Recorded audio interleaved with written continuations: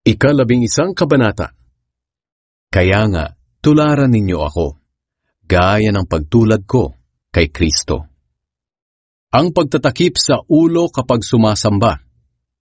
Pinupuri ko kayo dahil lagi ninyo akong inaalala, at sinusunod ninyo ang mga itinuro ko sa inyo.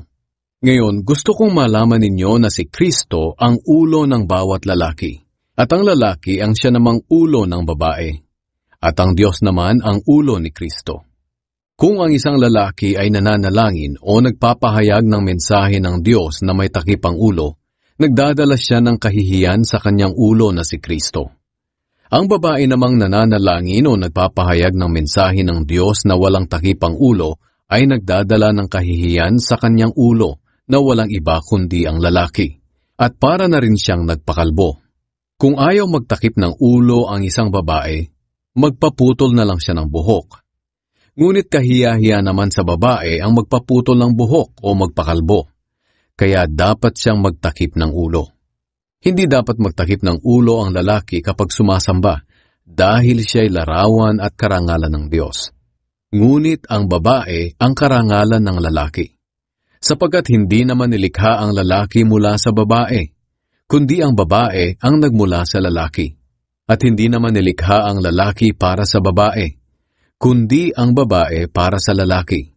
Kaya dapat magtakip ng ulo ang babae upang makita maging ng mga anghel na nagpapasakop siya sa kanyang asawa. Ngunit dapat ninyong tandaan na sa buhay natin sa Panginoon, kailangan ng babae ang lalaki, at kailangan din ng lalaki ang babae.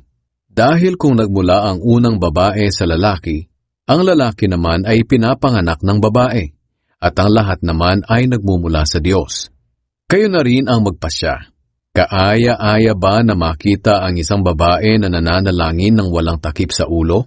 Natural sa isang lalaki na maiksi ang buhok, dahil kahiya-hiya kung mahaba ito. Ngunit karangalan ng babae ang pagkakaroon ng mahabang buhok, sapagkat ipinagkaloob sa kanya ng Diyos ang buhok bilang pantakip sa kanyang ulo. Kung mayroon mang gustong makipagtalo tungkol dito, wala na ako masasabi, dahil ito ang aming nakaugalian, at ito ang sinusunod ng mga iglesia ng Diyos sa kahit saang lugar. Ang banal na hapunan.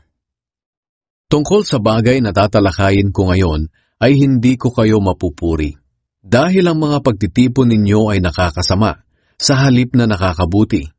Sapagkat nabalitaan ko una sa lahat, na tuwing nagtitipon-tipon kayo bilang iglesia, nagkakaroon kayo ng pagkakapangkat-pangkat. At medyo naniniwala ako na iyan nga ang nangyayari. Kinakailangan sigurong mangyari iyan para malaman kung sino sa inyo ang mga tunay na mananampalataya. Kapag nagtitipon kayo upang ipagdiwang ang banal na hapunan, hindi tama ang ginagawa ninyo. Dahil kapag oras na ng kainan, hindi kayo naghihintayan. Kaya ang iba'y busog at lasing na, at ang iba na may gutom. Wala ba kayong sariling bahay upang doon kumain at uminom?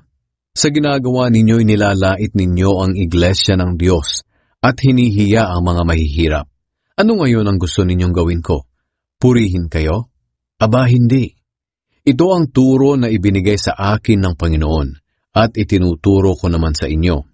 Noong gabing traidorin ng Panginoong Hesus, kumuha siya ng tinapay. At pagkatapos niyang magpasalamat sa Diyos, hinati-hati niya ito at sinabi, "Ito ang aking katawan na inihahandog para sa inyo. Gawin ninyo ito bilang pag-alaala sa akin." Pagkatapos nilang kumain, ganoon din ang ginawa niya sa inumin. Kinuha niya ito at sinabi, "Ang inuming ito ang bagong kasunduan na pinagtibay ng aking dugo. Tuwing iinumin ninyo ito, gawin ninyo bilang pag-alaala sa akin. Sapagkat tuwing kakain kayo ng tinapay na ito at iinom ng inuming ito, ipinapahayag ninyo ang kamatayan ng Panginoon hanggang sa kanyang pagbabalik. Kaya nga, ang sino mang kumakain ng tinapay at umiinom ng inumin ng Panginoon nang hindi karapat-dapat ay nagkakasala sa katawan at dugo ng Panginoon. Kailangang suriin ng bawat isa ang kanilang sarili bago kumain ng tinapay at uminom ng inumin. Sapagkat ang sino mang kumain at uminom nito nang hindi pinapahalagahan ng katawan ng Panginoon ay nagdadala ng kaparusahan sa kanyang sarili. At ito nga ang dahilan kung bakit marami sa inyo ang mahihina at may sakit, at ang ilan ay namatay.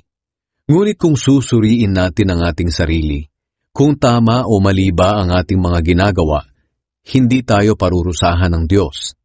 Kung tayo man ay pinarurusahan ng Diyos, dinidisiplina niya tayo upang hindi tayo maparusahang kasama ng mga tao sa mundo.